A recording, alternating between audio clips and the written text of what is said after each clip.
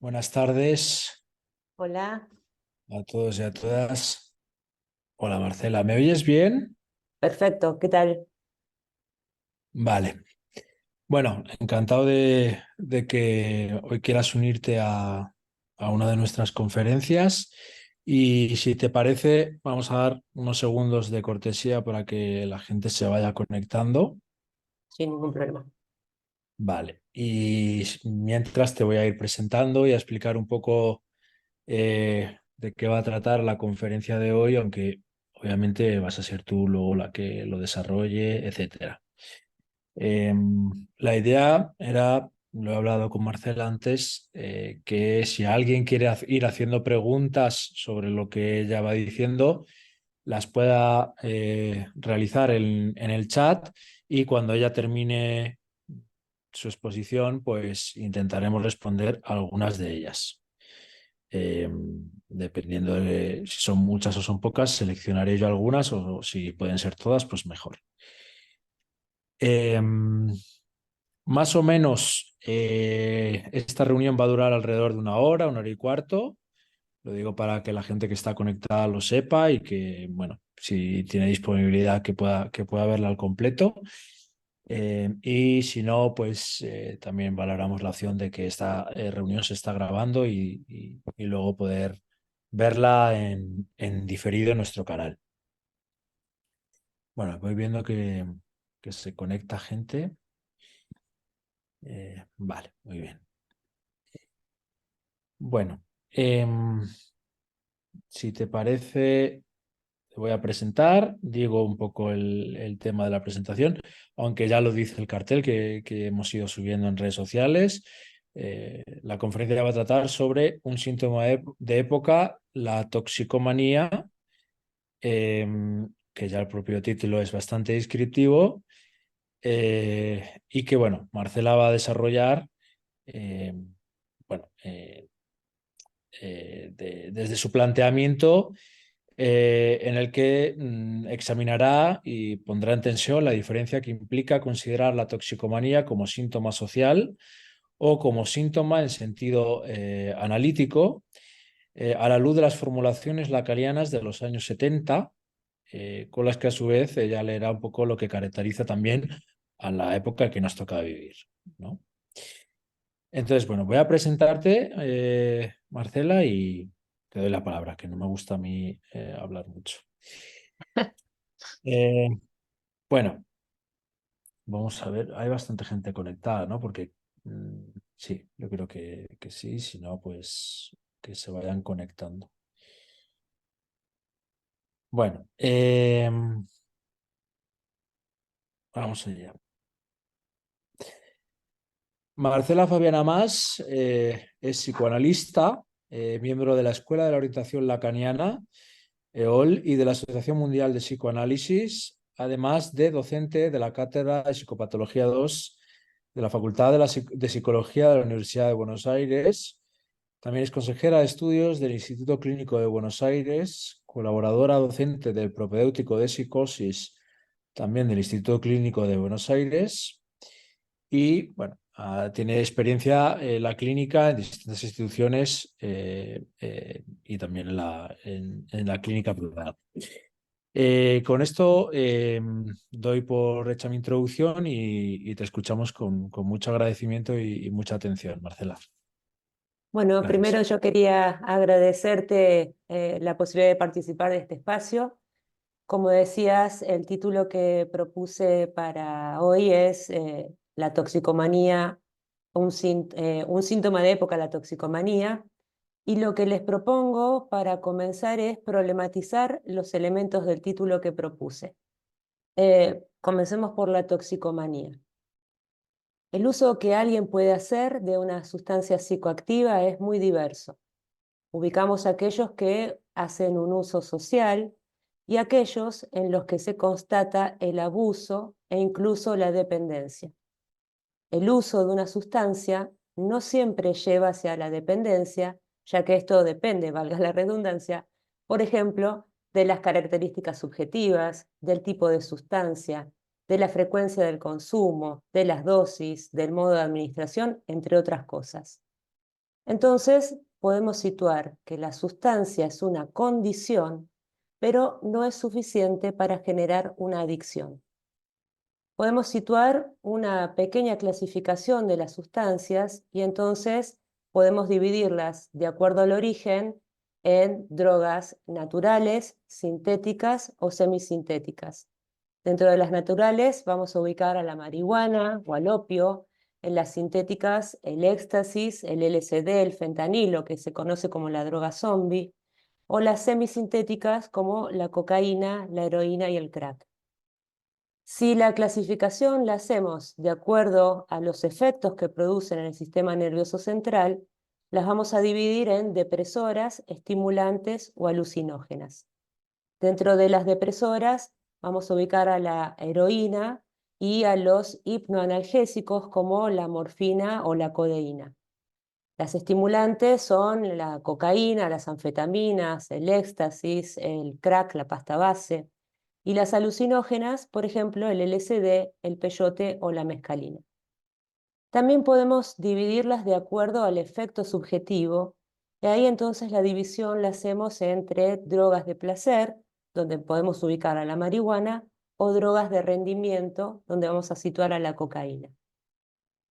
Tomando en cuenta el efecto inmediato que producen, situamos entonces que las drogas depresoras producen menor concentración, sensación de calma y bienestar, relajamiento, somnolencia, disminución de los reflejos y mayor resistencia al dolor. Por el contrario, las drogas estimulantes lo que producen son una intensa euforia y sensación de poder, estados de excitación, disminución del sueño y pérdida del apetito, logorrea, aumento de la tensión arterial y de la frecuencia cardíaca, descontrol emocional y pérdida de la noción de la realidad. Como se puede captar, el diagnóstico diferencial tenemos que establecerlo aquí con la manía. Finalmente, los efectos de las drogas alucinógenos son alucinaciones visuales, donde lo que se va a alterar son los colores, las formas y el contorno de los objetos. Se produce también una alteración del tiempo y del espacio, una sensación enorme de placer o por el contrario, un miedo intenso, pánico y exaltación, y también encontramos delirios relacionados con persecuciones y robos. Ahora bien, en lo que concierne a la definición de la toxicomanía, no vamos a encontrar una única versión, sino por el contrario, vamos a encontrar una variedad de definiciones. Las pueden encontrar como patologías del acto, patologías del consumo, patologías narcisistas, consumos problemáticos, o bien dentro de los llamados síntomas actuales, junto a otras muy diferentes como la anorexia, la bulimia o la ludopatía. Su inclusión dentro de las patologías del acto, junto a otras impulsiones, subraya la dificultad en la instalación de la transferencia y por ende en la dirección de la cura. Cuando la toxicomanía es situada dentro de la categoría de trastornos narcisistas, se cae en una falta de especificidad porque no es lo mismo que exista un trastorno en la conformación del narcisismo, que es diferente para cada estructura, que calificarlo de narcisista. Otro modo de considerar la toxicomanía es como consumo problemático. Con ese nombre se define cualquier conducta que no se pueda controlar, que sea compulsiva y que afecte la salud física, la salud psíquica y las relaciones sociales. Dentro de los consumos problemáticos vamos a encontrar el consumo de alcohol, de tabaco, drogas, las compras compulsivas o los trastornos en la alimentación. Podemos situar 12 modos de tratamiento de la toxicomanía: el modelo Minnesota y el modelo europeo. El modelo Minnesota tiene como objetivo la abstinencia completa de todas las sustancias que puedan afectar el estado mental del paciente, y una de las ideas claves de este enfoque es la de considerar la adicción como una enfermedad. Después me gustaría retomar este punto respecto de la implicación subjetiva. Les decía que el tratamiento que sigue el modelo Minnesota tiene como objetivo lograr a largo plazo la abstinencia completa del alcohol o de la sustancia que se trate y por otro, lograr una mejor calidad de vida.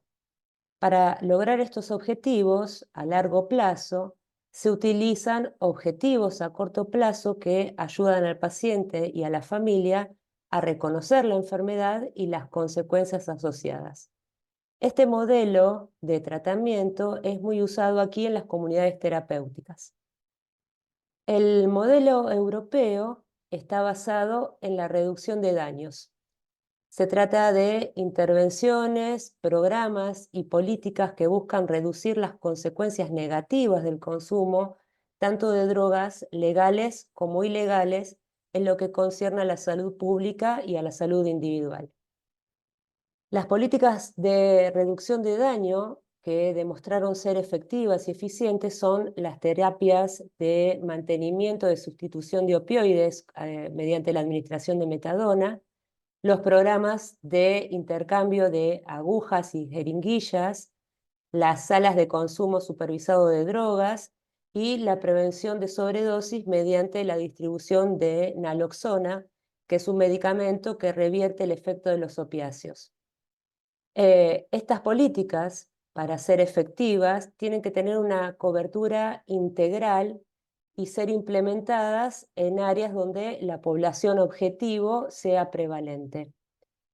Ahora, así como están estos programas, también hay una oposición a la implementación de estas políticas que se conoce como el fenómeno NIMBY, me van a disculpar el inglés, que quiere decir Not in my backyard, o sea, no en mi patio, que se caracteriza por estar en contra de la implementación de estas medidas en un lugar determinado, pero no cuestiona la utilidad de estos métodos. Estos fenómenos, que es un fenómeno social, cultural y político muy complejo, es importante tenerlo en cuenta a la hora de realizar un examen exhaustivo de la situación social para implementar estas políticas de reducción de daño, ¿no? Y efectivamente, las políticas de reducción de daños se tienen como intención extenderse también a otras sustancias como el alcohol y tabaco y prevenir las enfermedades infecciosas, las enfermedades contagiosas, además de la sobredosis. En la Argentina, nosotros tenemos la ley 26.934 que crea el Plan Integral para el abordaje de los consumos problemáticos, los cuales deben ser abordados como partes integrantes de la salud, de las políticas de salud mental. Esto quiere decir que los sujetos que los padecen tienen todos los derechos y las garantías que establece la Ley Nacional de Salud Mental. Como se puede apreciar, esta perspectiva implica el cruce de diferentes campos discursivos, como son el campo jurídico y el médico sanitario, y esto tiene una incidencia directa respecto de los tratamientos. Por ejemplo, la ley que les mencionaba en Argentina determina que la internación no sea el primer recurso a utilizar. Quiero decir que no necesariamente se pasa a tratamientos que se basen en la abstinencia, salvo en situaciones particulares. Hay un problema, una particularidad en esta clínica de los consumos problemáticos que está en torno al diagnóstico. Muchos síntomas se confunden con los efectos de ciertas sustancias, por ejemplo, los efectos paranoides o depresivos que son propios de los síndromes de abstinencia. Les propongo ahora que tomemos en consideración esa otra clasificación que incluye a la toxicomanía como síntoma actual. La primera pregunta que nos podemos formular es ¿por qué llamar actual al síntoma de la toxicomanía? La toxicomanía, como saben, no es nueva en lo absoluto. Nosotros podemos encontrar tanto en la Biblia como en las historias del Antiguo Egipto las referencias al uso del alcohol y del opio en celebraciones religiosas. Ya los griegos tenían un término que era el farmacón, que lo utilizaban para poner de relieve la doble acepción de la sustancia como remedio y como veneno. En América también se constató el uso de alucinógenos en ceremonias religiosas o en experiencias rituales de iniciación. El más conocido de esos es el peyote. Esta brevísima y apretadísima referencia histórica que pueden ampliar si les interesa en un libro descotado que se llama Historia General de las Drogas, nos muestra, como les decía recién, que la toxicomanía no es nueva en lo absoluto. Entonces, ¿por qué denominarla síntoma actual? ¿Qué característica tiene lo actual de ese síntoma? ¿Lo problemático del consumo responde a la época? Si tomamos en consideración la referencia histórica que mencioné recién, podemos enmarcar que el malestar que el tóxico pretende aliviar hunde sus raíces en la conformación social misma. Freud, en El malestar en la cultura, ubicaba que la imposición de la vida a través de la cultura nos traía dolores, desengaños y tareas insolubles, y nos decía allí que para poder soportarla no podíamos prescindir de calmantes.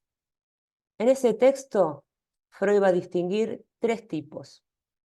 Uno que llama a poderosas distracciones, el otro son las satisfacciones sustitutivas, el tercero las sustancias embriagadoras, y ubicaba un cuarto elemento, un cuarto calmante, que era la religión. De todos ellos, Freud nos dice que la intoxicación se revela como el método más poderoso para ponerle coto al sufrimiento. En la página 78 de la versión Amor-Ortu del malestar en la cultura, Freud dice: bien se sabe que con ayuda de los quitapenas es posible sustraerse en cualquier momento de la presión de la realidad y refugiarse en un mundo propio. Esto consuena con una referencia del periodo que podemos llamar prepsicoanalítico de Freud, me refiero al texto Sobre la cocaína, donde señalaba que la función del tóxico es la de evitar el dolor. O en el otro texto, el de la represión, donde ubica que el dolor puede ser vencido exclusivamente por la acción de una droga o la influencia de una distracción psíquica. Volviendo al texto, El malestar en la cultura, situamos que la intoxicación no aporta la felicidad ni siquiera de manera pasajera, sino que sirve a los fines de disminuir el dolor psíquico. Hay otra referencia temprana en la obra de Freud muy interesante, que es la Carta 79 a Flies. Allí señala: se me ha abierto la intelección de que la masturbación es el gran hábito que cabe designar adicción primordial, y las otras adicciones solo cobran vida como sustitutos y relevos de aquella. Aquí va a incluir el alcoholismo, el morfinismo y el tabaquismo. Es una cita un tanto oscura y que para mi gusto la aclara una psicoanalista francesa que se llama Sylvie Le Poulichet en un libro que se llama Toxicomanías y psicoanálisis, las narcosis del deseo. Y ella, para aclarar este punto, va a tomar a otro autor que se llama Odile Lesurne y nos dice que el término que Freud utiliza para referirse a la adicción primordial es Ursucht, que evoca directamente el adjetivo süchtig, que significa toxicómano. A partir de eso, Le Poulichet va a plantear que con la proposición freudiana ya no se sabe, no se puede saber quién empezó, si el tóxico o lo sexual. De este modo, Le Poulichet propone que cuando Freud aborda la cuestión del tóxico, está haciendo un abordaje de lo real del goce. Les propongo que revisemos ahora la cuestión de lo actual. En la conferencia número 24, que se llama El estado neurótico común, Freud reserva el adjetivo actual a un grupo de psiconeurosis que no encuentra el origen de su causa en la historia del paciente. También allí llama nuestra atención sobre la decisiva diferencia entre los síntomas de la neurosis de transferencia y las actuales. En ambos, nos dice, se trata de una mala aplicación de la libido, un sustituto de la satisfacción, pero la diferencia reside en la carencia de sentido psíquico para los síntomas actuales. Es en ese mismo texto donde Freud va a ubicar una interesante semejanza entre los estados patológicos generados por la influencia crónica de materias tóxicas y los síntomas actuales. Considera aquí que en toda psiconeurosis hay un núcleo sintomático que responde a la pulsión y que escapa al sentido, siendo este último lo que se va a dosar posteriormente.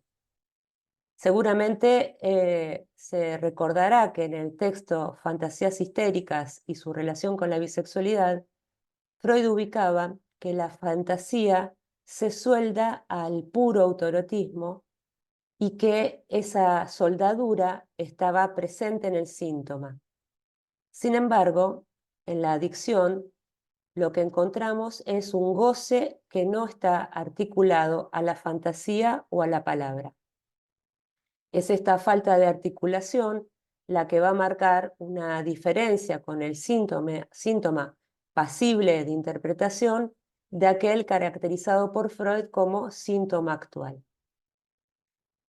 De esto se desprende la necesidad de precisar y distinguir el síntoma en su vertiente clásica de los llamados síntomas actuales, punto donde se ubica la toxicomanía en general.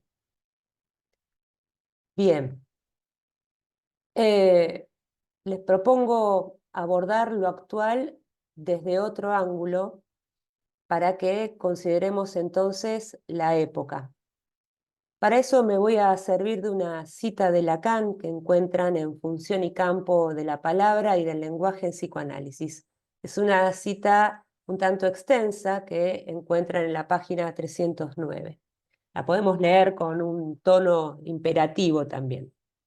Dice así: mejor pues que renuncie quien no puede unir a su horizonte la subjetividad de su época, pues ¿cómo podría ser de su ser el eje de tantas vidas aquel que no supiese nada de la dialéctica que lo lanza con esas vidas en un movimiento simbólico? Que conozca bien la espira a la que su época lo arrastra en la obra continuada de Babel y que sepa su función de intérprete en la discordia de los lenguajes. Aquí lo que hay que subrayar son dos términos: conocer su época y ser su intérprete. Esto implica no solo escuchar a aquel que padece, sino también que el analista se haga escuchar y que, por lo tanto, tenga una incidencia más allá del consultorio operando desde el discurso. Es importante que hagamos una distinción de época, porque si la época de la práctica freudiana mostraba que la renuncia pulsional, que se expresaba como mandato paterno en un hay que dejar de gozar, y eso reforzaba el superyo, el imperativo actual se ha transformado en lo contrario, en un hay que gozar. Se trata de un verdadero empuje que marca un cambio fundamental en términos de discurso. Lacan, en el seminario 17, en la página 76, nos dice así: no vamos a hablar del goce así, por las buenas. Ya les he hablado bastante de ello, como para que sepan que el goce es el tonel de las Danaides y que, una vez que se entra, no se sabe hasta dónde va. Se empieza con las cosquillas y se acaba en la parrilla. Eso también es goce. En este seminario, Lacan considera los discursos como un ordenamiento mediante el cual se escribe el lazo social a través de la utilización de 4 matemas que son el S1, el S2, el sujeto barrado y el objeto A, que se van a distribuir en 4 lugares, que son el lugar de la gente, el lugar del otro, el lugar de la producción y el lugar de la verdad. Los discursos que de allí resultan son efecto de la respuesta ante el goce y marcan un tipo de lazo social según quien ocupe el lugar de agente. No sé si te parece mostrar un poco la formulación de los discursos. ¿Se ve bien ahí?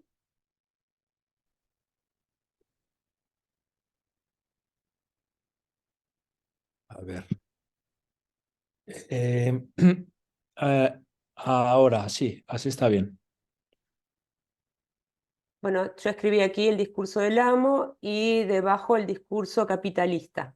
Sí, se ven bien ahora, Marcela. Muy bien. Bueno, en el discurso del amo, en realidad los 4 discursos que escribe Lacan se sostienen en la imposibilidad como efecto de la castración.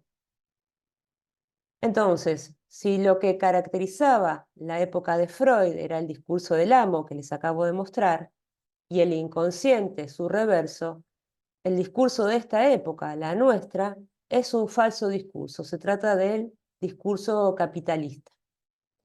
En la conferencia en Milán del 12 de mayo de 1972, Lacan va a situar variaciones en la escritura del discurso amo, lo que lo conduce a la escritura del discurso capitalista.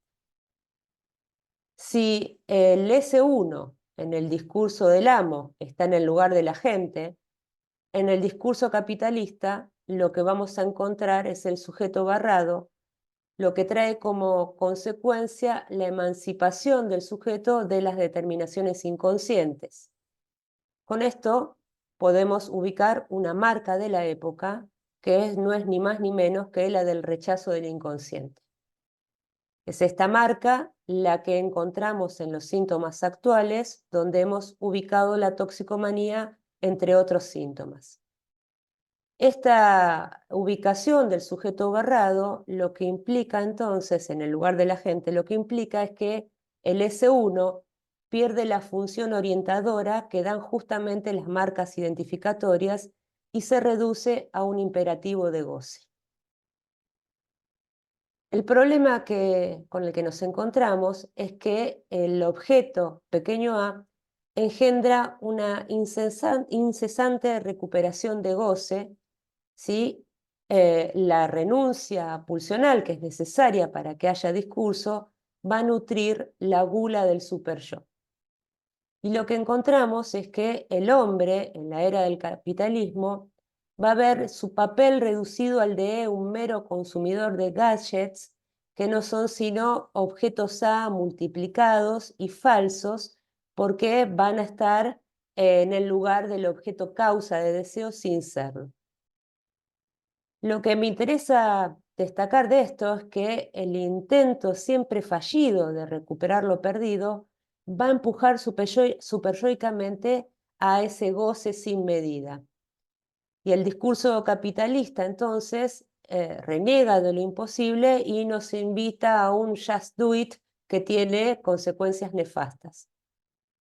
Como veíamos recién, en el discurso capitalista la imposibilidad desaparece y se genera un movimiento circular sin fin que se trata de un movimiento sin pérdida.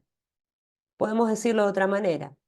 En el discurso capitalista hay un rechazo a la castración, no hay barrera respecto del goce, y es esto lo que nos lleva a cuestionar si lo podemos llamar discurso. Por eso me gusta más hablar de falso discurso. En el texto Hablo a las paredes, Lacan indica que lo que caracteriza al discurso capitalista es el rechazo de la castración y que todo discurso que se emparente con el capitalismo deja de lado las cosas del amor. Podemos decir que gracias al amor existe el lazo analítico. Pero justamente allí donde el discurso capitalista rechaza la castración y a las cosas del amor, en tanto no quiere saber nada de ellas, el psicoanálisis intenta reintroducirlas discursivamente. Efectivamente, la imposibilidad de la que hablamos es justamente que no hay relación sexual, no hay proporción.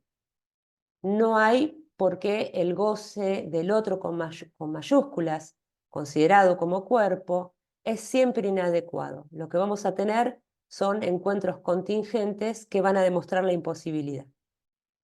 Hay otro texto árido de Lacan que se llama Radiofonía, donde él va a presentar una fórmula en la que dice, habla del ascenso al cenit del objeto A. Podemos leer esto como el sometimiento de los cuerpos a una ley de hierro al poner en primer plano la exigencia de goce.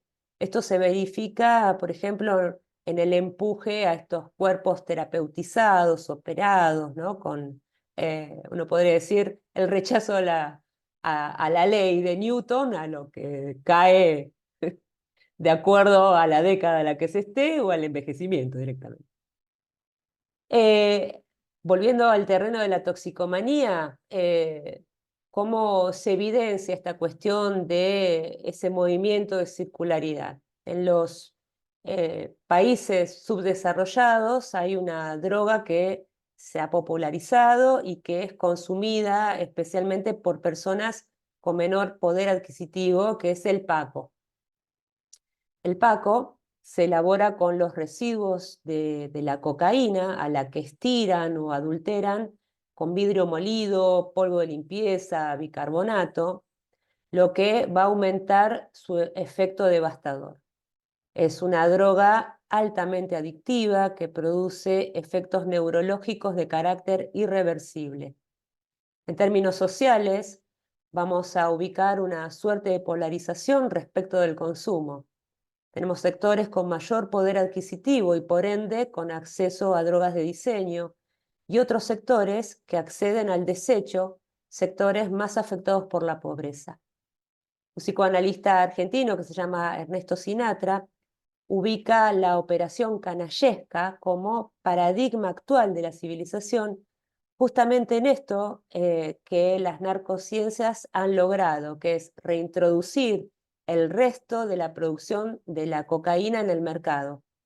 De esta manera, entonces, ya no se pierde ese resto de la elaboración, sino que por el contrario se vende.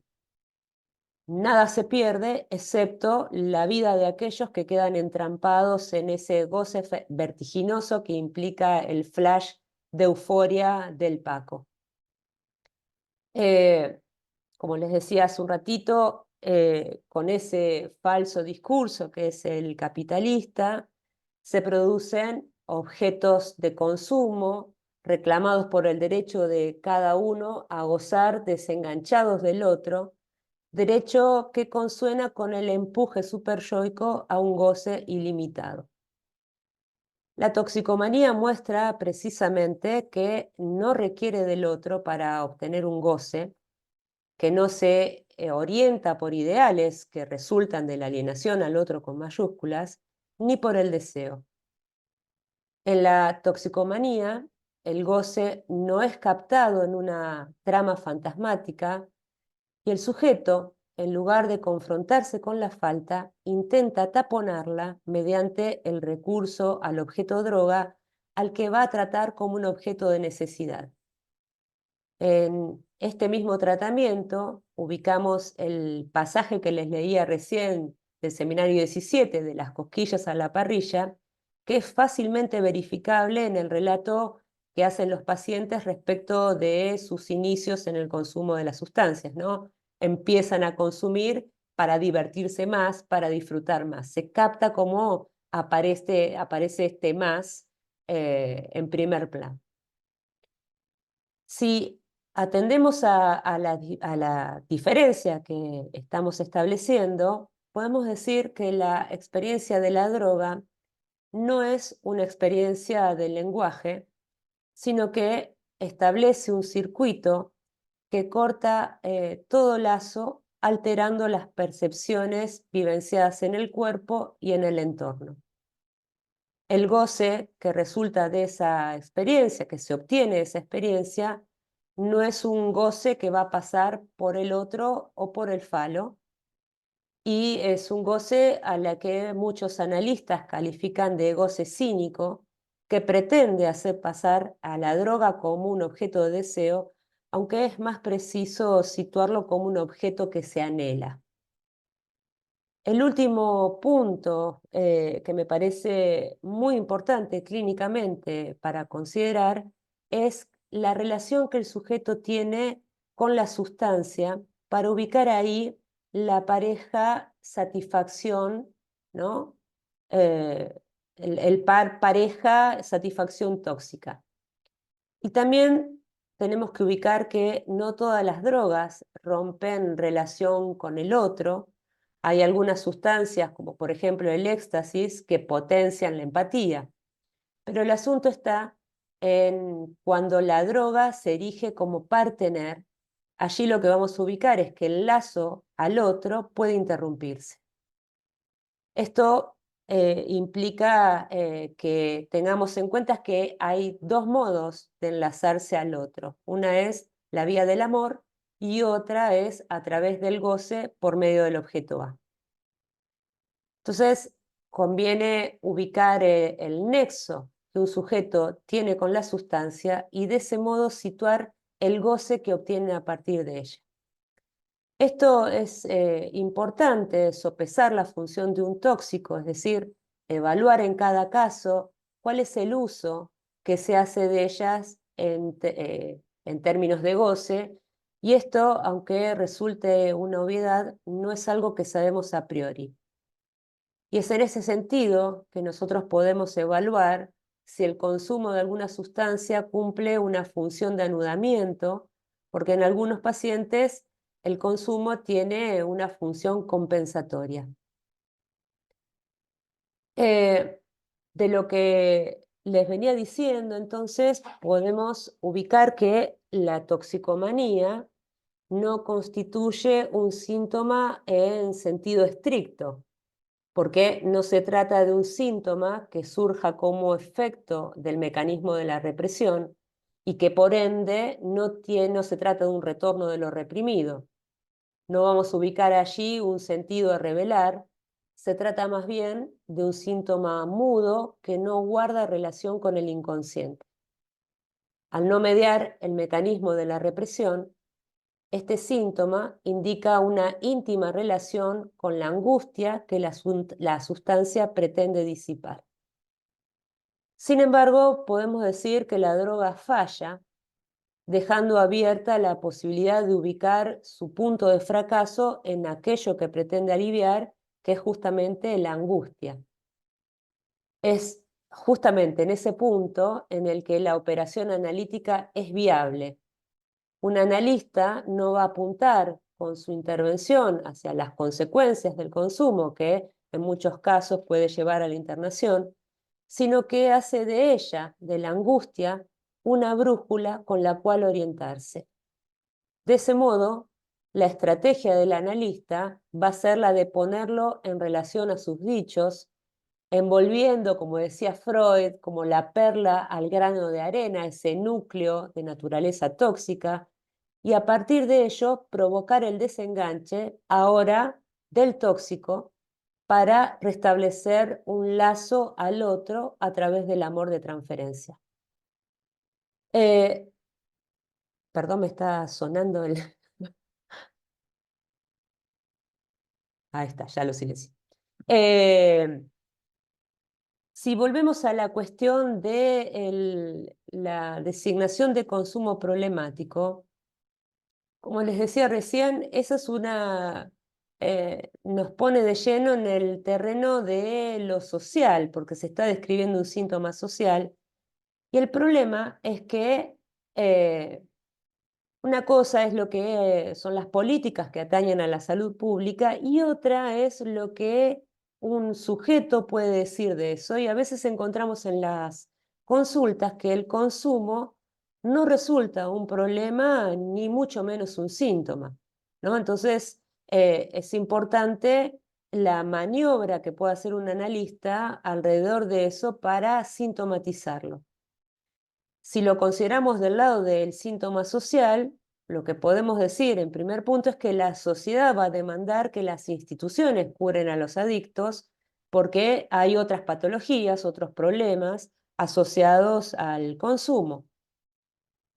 Eh, Sigo con la ubicación de problemas. Un problema grande que encuentro yo respecto de, les decía cuando estábamos hablando del modelo de tratamiento Minnesota, que habla de enfermedad, muchas veces en las consultas lo que encuentro es gente que dice que está enferma, ¿no?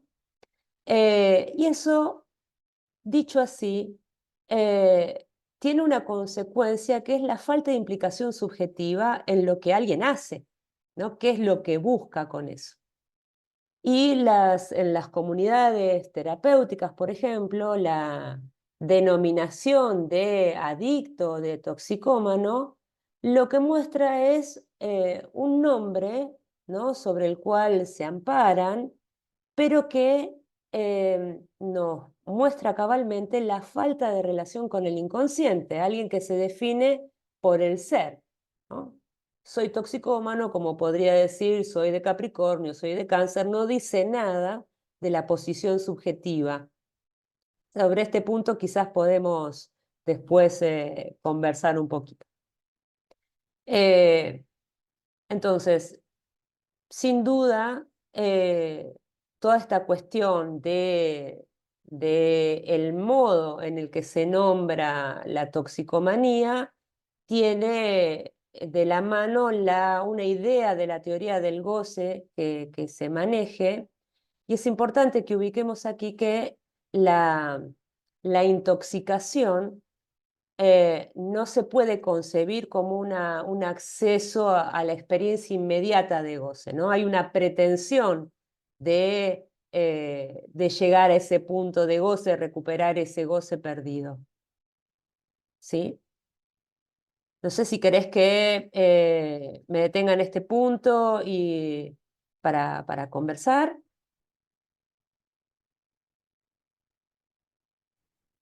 Como quieras, Marcela. Llevamos 45 minutos. Tienes todavía 15, 20 minutos para hablar y a ver si alguien hace alguna pregunta y si no, ya te las hago yo o lo que sea, como consideres. Yo prefiero que usemos el tiempo para conversar, para ver si algo de lo que fui mencionando quedó opaco, porque hice así un todo lo que usted quería saber sobre las drogas y no se atrevió a preguntarlo en... Sí, bueno, vamos a ver si pido que se animen a hacer preguntas porque estoy mirando el chat y nadie ha hecho ninguna. Y lo que decías, has hecho eh, bueno, una explicación donde has tocado de manera bastante amplia la cuestión, desde descriptiva, fenomenológica, social y ahora un poco más desde el punto de vista subjetivo o clínico. Y has abierto muchos frentes y se nota que la has preparado bastante la conferencia, ¿no? Es verdad que en este tiempo no vas a poder profundizar en ninguno de los puntos por el tiempo en el que estábamos, pero a mí me ha gustado mucho lo que has planteado eh, y se pueden hacer preguntas. Animo a la gente, tanto desde el punto de vista, creo que no va a tener problema Marcela si se entra desde el punto de vista social, como si alguien se anima a hacer preguntas o cuestiones más clínicas, ¿no? Aquí hay una pregunta de Paula. Dice que si podrías abordar más a fondo el papel de la subjetividad en la propuesta del consumo como adicción. No sé si es una pregunta un poco... Quizás si puede tomar la palabra y... Ah, sí, por supuesto, no lo he dicho, quizás era mientras tú hablabas que las pusieran en el chat para no interrumpir tu exposición, pero si Sí, alguien sí. se anima a poner la cámara e intervenir, mucho mejor y así es más interactivo. Entonces, Paula, si quieres hacer tu pregunta y explicarla un poco mejor, no sé si puedes, porque hay gente que a veces está ocupada haciendo otras cosas. También hay otra pregunta de Jesús. Bueno, Paula, mientras respondes, eh, planteo lo que dice Jesús, que dice cómo suele relacionarse el toxicómano con su propio goce, y también te dice que súper buena la ponencia. Ah, gracias. Bueno, pues anímense a poner la cámara, pero si quieres, bueno, estas preguntas de la relación del toxicómano con su propio voz. Un poco abstractas las preguntas, ¿no? Sí, un poco abstracta, pero me parece que las preguntas están animadas por cierta curiosidad clínica, ¿verdad? Paula, Ya, sí, al menos la que había hecho yo sí tiene que ver con, como desde el punto de vista clínico, porque no me había dicho que en consulta había que bordear el tema de cómo es la percepción de la persona respecto a su consumo. Entonces, quería ver si podíamos profundizar un poco más en la subjetividad de esta persona respecto al consumo. Si es que, por ejemplo, ella creyese, no sé si creyese o lo plantea como que no es algo adictivo. Y ¿Cómo tiene no un tipo escuché bien lo último? Si yo creyese, si la persona creyese, por ejemplo, o no se plantea a sí misma su consumo como una adicción. Por ejemplo, una persona que fuma y que para ella no es problemático, viene como por otros motivos, así se consulta por otros motivos y no se toca más o menos la problemática del su consumo de cigarrillos, por dar una ejemplo. En este caso, la subjetividad de la persona, ¿cómo se podría abordar eso? bien, bien. A ver si te entendí la pregunta, Paula, y gracias por la pregunta. Nosotros no podemos definir un tipo de subjetividad más propensa al consumo de lo que fuere. Lo que yo propuse es los problemas que tenemos en torno de la nominación, de lo que uno podría decir es la descripción de una conducta. Sí, si fumo tabaco, si fumo marihuana, si tomo cocaína, si tomo pastillas, sí, uno podría decir, eso podría ser una descripción. Ahora, no podemos perder de vista que existe el consumo social de determinadas sustancias. Alguien que va a una fiesta, ¿no? Y puede tomarse alguna pastilla y al otro día retoma su vida habitualmente, trabaja, no pierde su empleo. El asunto es cuando es el consumo el que comanda su vida, ¿no? Uno podría decir que esa persona pierde justamente las riendas de su propia vida y empieza a ser llevado de la nariz por la sustancia. Lo maneja el tabaco, lo maneja la cocaína, ¿sí? Ahora, eh, lo que les decía es que de acuerdo a cómo se considera la toxicomanía como patología del acto, como patología narcisista, consumo problemático, eso va a implicar el modo en el que se conciba la dirección de la cura. Si yo considero que no se puede atender a un paciente si no es bajo la abstinencia absoluta, entonces puede ser que empiece a sancionar ese consumo sin ubicar qué uso, a qué fines responde el consumo de determinada sustancia. Por eso es interesante si uno piensa en la clínica desde la última enseñanza de Lacan, donde vamos a hablar de lo que anuda o desanuda, ¿sí? Hay otro prejuicio que es suponer que aquí en la Argentina hubo una campaña hace muchos años de que la puerta de entrada al consumo de las drogas era la marihuana, dile no, no a las drogas, ¿no? Entonces se consideraba que el primer escalón hacia el infierno era el consumo de marihuana, después seguía la cocaína, después seguía no sé qué otras cosas, ¿no? Que uno pudiera encontrar en ese camino.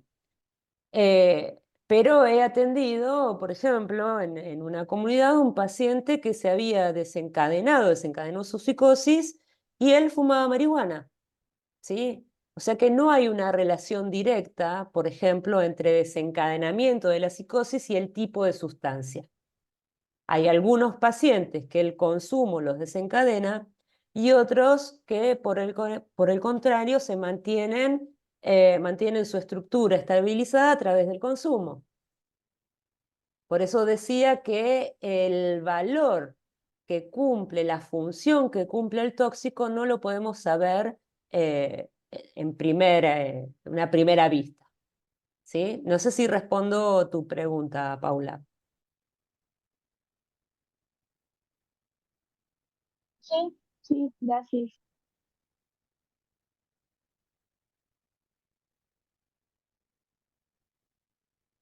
Aquí Bueno, hay además, otra. Sí. vale. Sí, las puedes leer tú en el chat, si no las leo yo sin problema. Aquí Xavi pregunta, bueno, me agradece la exposición, gracias Xavi. Y si puedo decir algo más de la postura subjetiva que toma el paciente ante la adicción y qué opino de la personalidad adictiva. Bueno, creo que un poco quedó respondido esto de la personalidad adictiva. Creo que si armamos una campana de Gauss, entramos todos en algún polo de personalidad adictiva. Por ejemplo, el Candy Crush o algún jueguito online, ¿no? También podría ser considerado un consumo problemático de batería, pero digo, hablar de personalidad adictiva eh, es una idea que no alentaría, porque justamente desde el psicoanálisis vamos a establecer diagnóstico de estructura. Y eso implica poder ubicar qué relación tiene ese que consulta con el lenguaje, con el cuerpo, con el goce, con el deseo. Son varias las variables desde la perspectiva lacaniana que se tienen en cuenta respecto de la estructura. Y nuevamente, el asunto es poder pensar qué función cumple el consumo de alguna sustancia, o del tabaco o del alcohol. ¿Sí? O incluso, lo decía en broma, pero también de determinado uso de juegos. Hay gente que pasa horas encerrada jugando y uno podría echarle la culpa al jueguito por adictivo. El asunto es qué uso, de qué se preserva ese, frente a qué abismo está tratando de mantenerse a distancia. ¿Sí?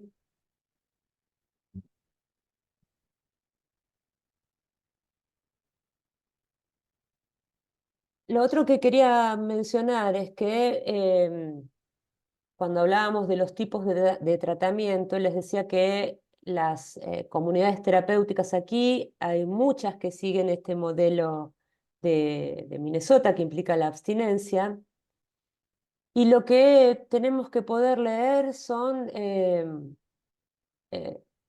los, vamos a llamarlos así, el fracaso que implican los modos coercitivos, ¿no? Pedirle a alguien que abandone el uso de determinada sustancia, digamos, hay que saber que eso está destinado al fracaso.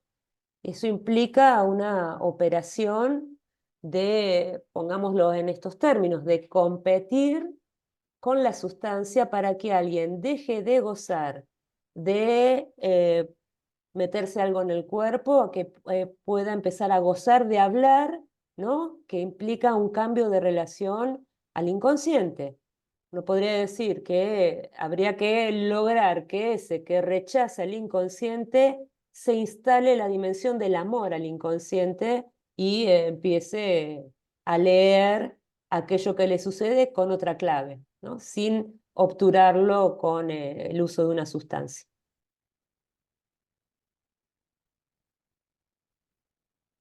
Aquí me lo merezco porque dije el Candy Crush. Si creo que existen diferencias entre la adicción a alguna conducta como jugar Candy Crush o a alguna molécula como la cocaína.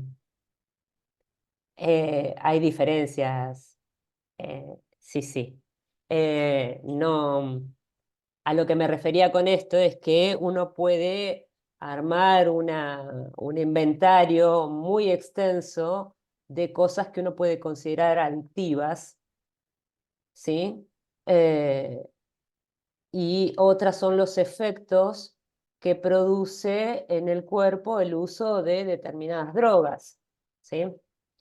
Eh, Así todo, hay algunos consumidores de cocaína que que sin embargo no tienen esa relación de dependencia que uno puede ver en las instituciones, donde ese consumo ha sido tal que lo llevó a la internación, ¿sí? Pero sí, hay diferencia.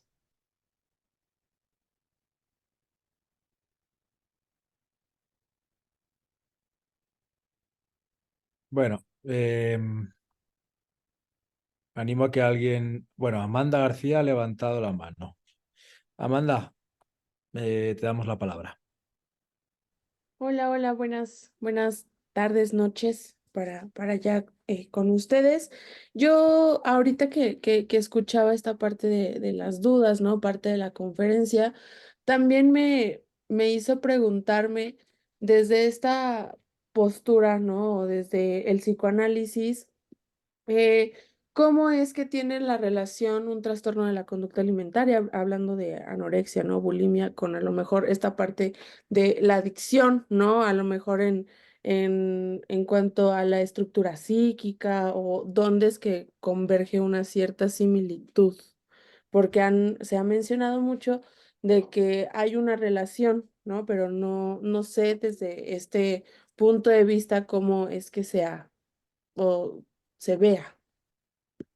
Lo que decía es que dentro de los consumos problemáticos tenemos el consumo de sustancias, alcohol, tabaco, y también se encuentran las compras compulsivas o los trastornos alimenticios dentro de la definición de lo que sería consumo problemático, ¿sí? También los trastornos alimenticios entran en la categoría de síntomas actuales. Justamente lo que a mí me interesaba subrayar de eso es esto que decía Freud, ¿no? Donde se ubica la falta de sentido respecto de esto, del estilo consumo porque tal cosa, ¿sí? No hay una relación al inconsciente.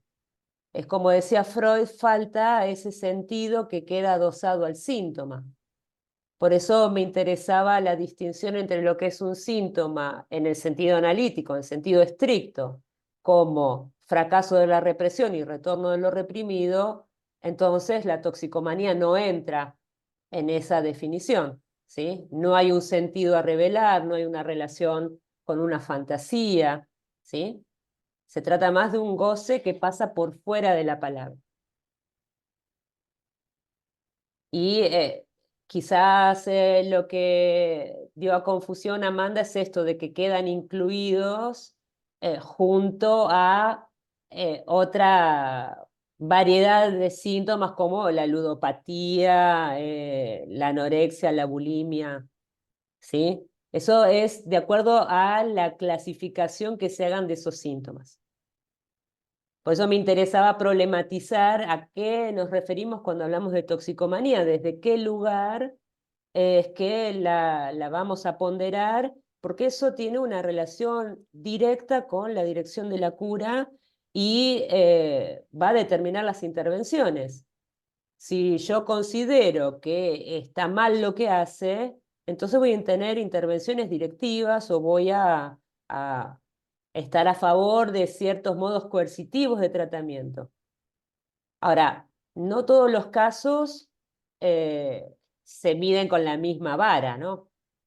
Hay algunos pacientes donde sí o sí tienen que pasar por el tipo de consumo, por las situaciones de gravedad a la que se exponen o que exponen a otros, pasan por una internación, primero por una internación psiquiátrica para producir la desintoxicación y tratar químicamente todo el síndrome de abstinencia, que es muy penoso. Y luego pasan por la modalidad de internación en comunidades terapéuticas. El problema, ya que hoy traigo problemas, no traigo soluciones, es que justamente en las comunidades terapéuticas lo que nosotros tenemos son distintos modos de abordaje que implica el tratamiento, las conversaciones con los operadores terapéuticos, la gente que trabaja con familia, el psiquiatra, el tratamiento psicológico. Y el asunto es cómo algunos pacientes aprenden rápidamente la lengua de los operadores, aprenden a decir qué cosas pueden decir y qué cosas no, y empiezan a escamotear, ¿sí?, la relación que tienen con la sustancia.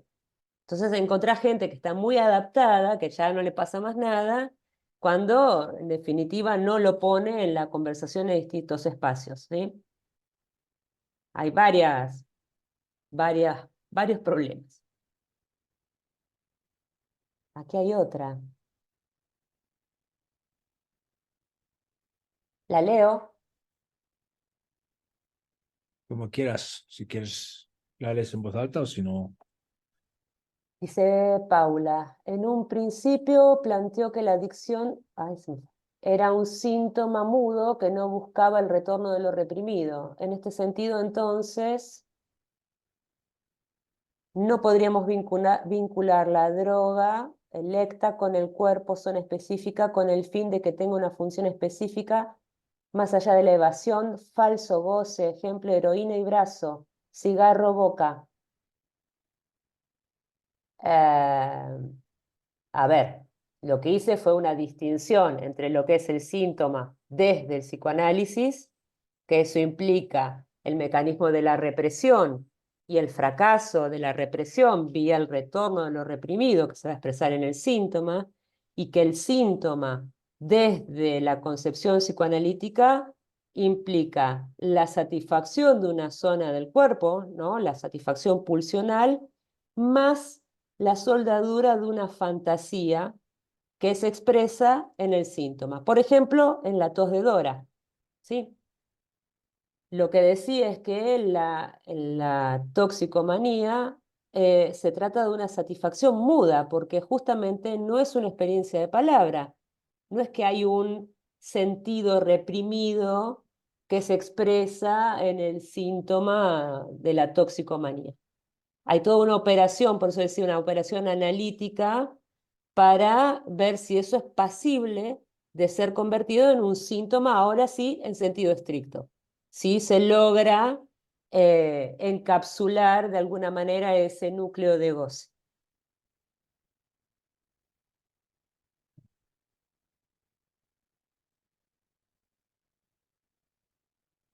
A ver, aquí alguien dice.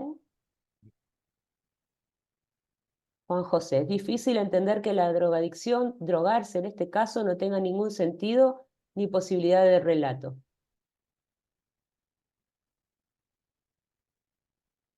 Bueno, No sé, ¿querés ampliar un poco más esto?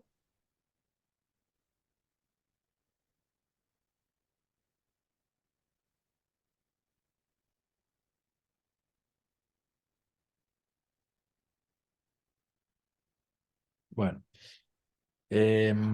A ver si responde en el chat, porque es mudo. Ya lo- Porque decía recién que es una experiencia de satisfacción que no pasa por la palabra, que no vehiculiza ninguna fantasía, ¿sí? Por eso se le dice adicción, queda fuera de la palabra.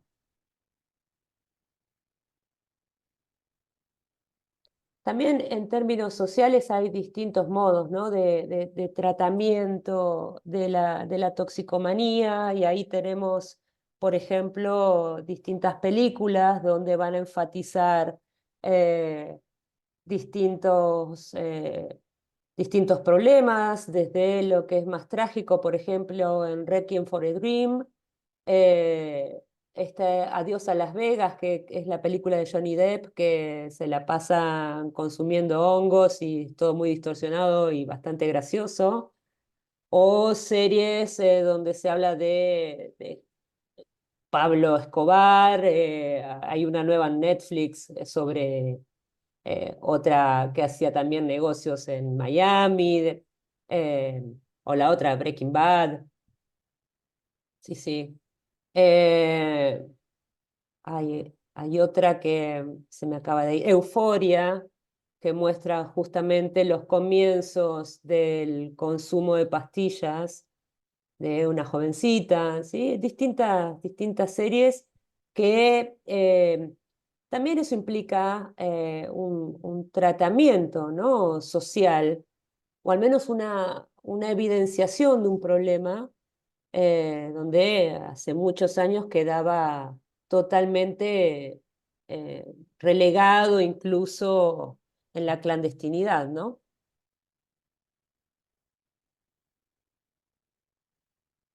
Bueno, te dicen que si podrías, no hace falta que lo escribas en el chat, si quieres dilo, la bibliografía que has utilizado de Freud. Has mencionado varios textos. No sé si a lo más importantes. Sí, el malestar en la cultura, la, el otro es el de la Carta 79 a Fliss, esa es preciosa. La represión, el texto, la conferencia 24, el estado neurótico común, fantasías histéricas y su relación con la bisexualidad. Eh, el texto de Le Poulichet, si les interesa el tema de toxicomanías y psicoanálisis, es una perla. De Lacan, el seminario 17, la conferencia en Milán del 12 de mayo del 72, y el otro es el de Hablo a las paredes, ¿qué es este? Y radiofonía. Muy bien. Bueno, Amanda te hace otra pregunta y dice eso de que el síntoma en la toxicomanía sea mudo, podría dejar de serlo cuando se pone en análisis, se habla en análisis, o aun trabajándose en él permanece mudo, porque entiende que no tiene como tal, sino una cosa remisoria. Bueno, Eh, Justamente lo que les decía antes es que un analista no va a intervenir sobre las consecuencias de algo, sobre la consecuencia del consumo, sino que vamos con la intervención sobre lo que causa que alguien vaya hacia determinadas modalidades de goce. Recién alguien había mencionado algo respecto del tabaco. Todos los que fumamos sabemos eh, que el cigarro hace mal. Sin embargo, ¿no?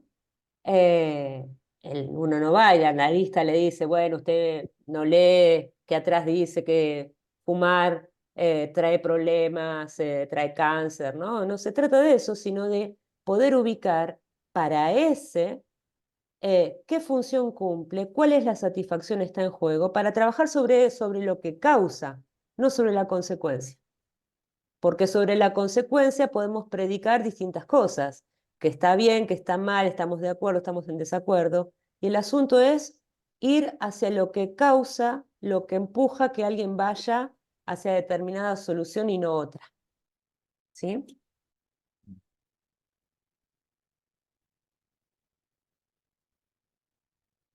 Acá Juan Pablo recomienda una serie que no la había visto. Voy a anotar. 9 perfectos desconocidos.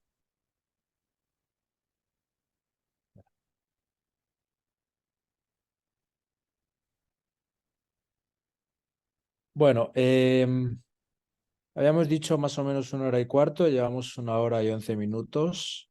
Parece que no hay más preguntas. Yo, si quieres, te quería plantear una preocupación que tengo yo.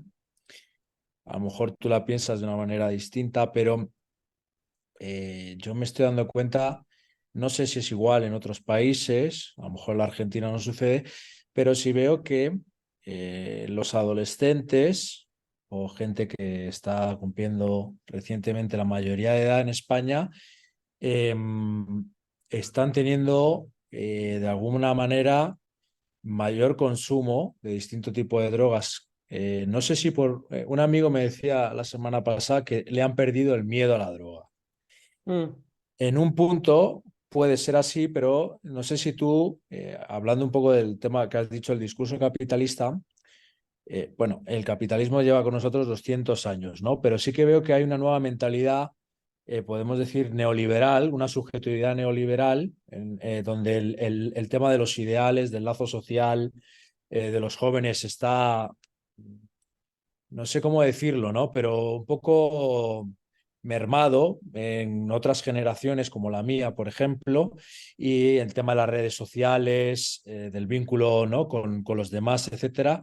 Y no sé si por ahí también hay un lugar o un factor de importancia a la hora del consumo, ¿no? Casi como compensatorio de ciertos discursos que a nosotros nos ordenaban, cierto incluso relación con los demás, visión incluso política y existencial de la vida, que algunos jóvenes, cuando les preguntas, no te saben ni hablar de esos temas, y no sé si tú lo piensas que puede la droga ahí tener un lugar, o piensas que es totalmente equivocado, que es de manera a lo mejor demasiado sociológica ver el asunto.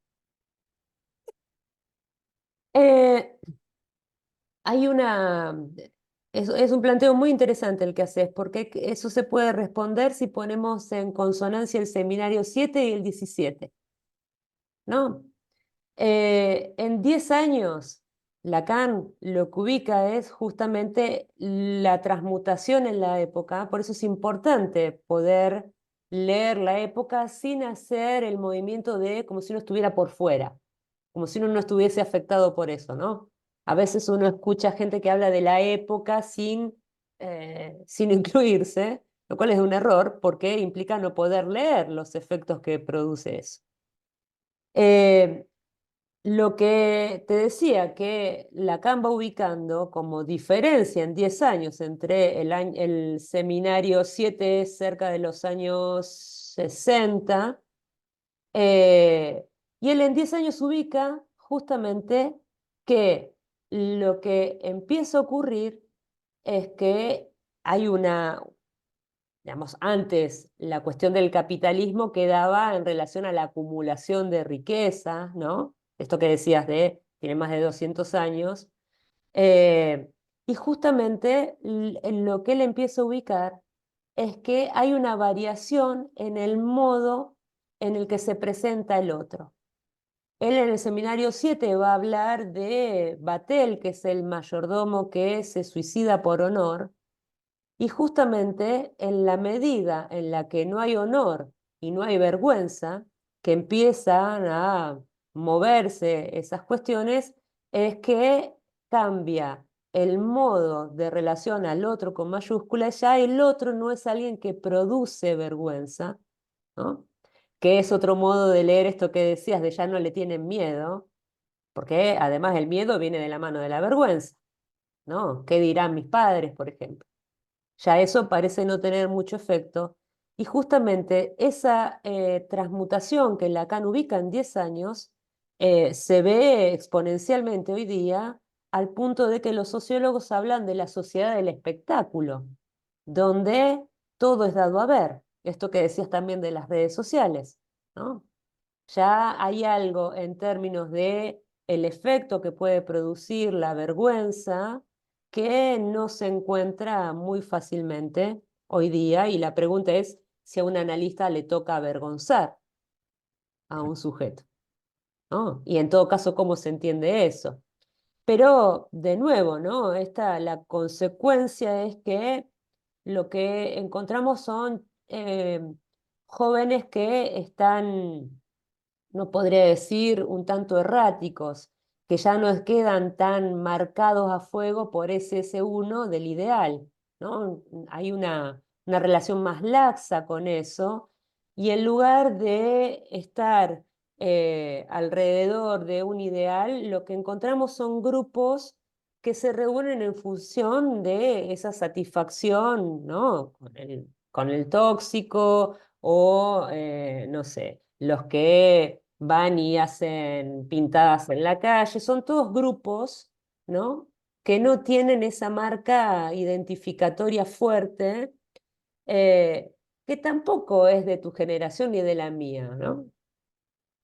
Yo creo que el riesgo cuando uno lee la época es ponerse un poco nostálgico de algo que no ha vivido, porque la idea del padre que implica la renuncia al goce, eso era en Freud, ¿no? Entonces, insisto, con que esa cita que les había traído de Función y Campo es importante para poder leer la época en la que estamos, ¿no? Cuál es la incidencia que tiene el que aparezca gente desbrujulada, qué consecuencias traen esta emancipación de las marcas identificatorias, que no es que no tienen ninguna, ¿sí? Hay algo que va variando respecto de lo que es la autoridad paterna, por ejemplo, ¿no? De qué caso se hace de la palabra del padre, en términos psicoanalíticos. ¿De qué? Me parece, no era un comentario sociológico solamente, es una linda lectura. Bueno, Marcela, lo vamos a dejar por aquí, que ya estamos a tiempo. Eh, Te quiero agradecer mucho la conferencia. Se nota que eres docente porque ha sido muy seguible, muy comprensible. Hay varios comentarios aquí que así lo dicen. Te agradezco la preparación. Se nota que la has preparado y creo que es una charla muy estimulante para después cada uno de los asistentes ir a la bibliografía o a otras lecturas. Eh, y bueno, muy interesante el aporte de no quedarse ni en lo social solamente, ni en lo psiquiátrico, descriptivo, ni en lo biológico, ni en lo genético, que tanto nos machacan. No sé si así es en la Argentina, pero en España, en Europa y tal, el discurso muchas veces es demasiado biomédico y Ujú. creo que en este, eh, bueno, incluso hay gente que habla de esta pandemia, ¿no? Más allá de la del coronavirus, del tema de las nuevas adicciones, el psicoanálisis lacaniano tiene una importancia muy considerable para salirse de estos esquemas tan repetitivos que deshistorizan, que desubjetivizan, que no aportan más allá que la clasificación y la medicación. En fin, ha sido muy interesante. Espero que si alguna vez te apetece vuelvas a estar aquí y Claro que sí. muchísimas gracias.